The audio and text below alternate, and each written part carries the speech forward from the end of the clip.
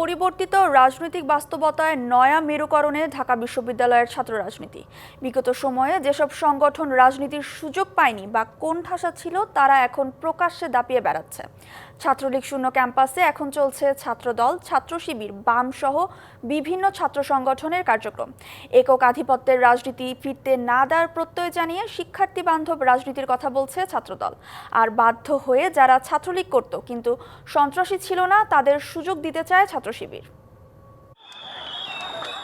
52-র ভাষা আন্দোলন, 62-র ছাত্র আন্দোলন, 69-এর গণ অভ্যুত্থান কিংবা 90-এর স্বৈরাচার বিরোধী আন্দোলনের সোনালী ইতিহাসকে ছাপিয়ে গত দেড় দশকে ছাত্র রাজনীতি হয়ে উঠেছিল ভয়ের এক অধ্যায়। শেখ হাসিনা সরকারে টানা 4 মেয়াদে ঢাকা বিশ্ববিদ্যালয়ের সব আবাসিক হলের একচ্ছত্র নিয়ন্ত্রণ ছিল ছাত্রলীগের হাতে বলেই অভিমত শিক্ষার্থীদের। সে সময় অন্যান্য ছাত্র সংগঠন ছিল কোণঠাসা। তবে 2024 সালের 5ই আগস্ট ছাত্র জনতার অভ্যুত্থানে শেখ হাসিনার পতনের পর ছাত্রলীগ মুক্ত হয় দেশের সব পাবলিক বিশ্ববিদ্যালয়।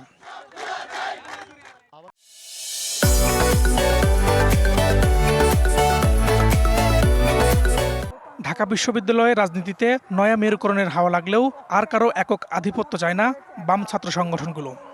সন্ত্রাস দখলদারিত্বের যে রাজনীতি, সেটার বিরুদ্ধে একটা মতামত তৈরি হয়েছে। তাহলে আমরা সামনের দিনে এই শিক্ষার্থী বান্ধব রাজনীতিকে শক্তিশালী করা হবে, এই রকম সংগঠনগুলি শক্তিশালী হবে, শিক্ষার্থীরা এই শিক্ষার্থী বান্ধব রাজনীতিকে শক্তিশালী করবে, সেটা আমরা প্রত্যাশা করি। লেজুর ভিত্তিক রাজনীতি বাদ দিয়ে নতুন ধারার রাজনীতির পক্ষে নতুন ছাত্র সংগঠনের নেতারা।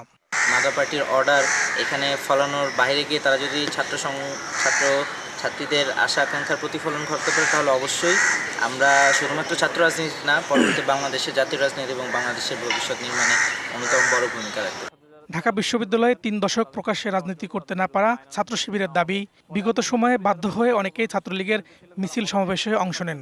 যারা সন্ত্রাসী কার্যক্রমে ছিল না, তাদের সুযোগ দেওয়ার পক্ষে সংগঠনটি। যারা একসময় বাধ্য হয়ে ছাত্রলীগ করেছেন, তাদেরকে আমার মনে হয় যে তাদের যে স্পেসটা, তাদের যে গণতান্ত্রিক স্পেসটা, সেই স্পেসের ব্যাপারে তারা যদি অন্য কোনো রাজনীতি করতে চান বা বাধ্য হয়ে ছাত্রলীগের রাজনীতি করার কারণে যদি তাদেরকে আমরা সমাজ থেকে বিচ্যুত করতে চাই, আমার মনে হয় এটি ঠিক হবে না। কিন্তু যারা ফৌজদারি অপরাধের সাথে যারা জড়িত, তাদের ক্ষেত্রে অবশ্যই বিশ্ববিদ্যালয় প্রশাসনকে শক্ত ব্যবস্থা নিতে হবে এবং আমরা বারবার দাবি জানিয়ে এসেছি ব্যাপারে।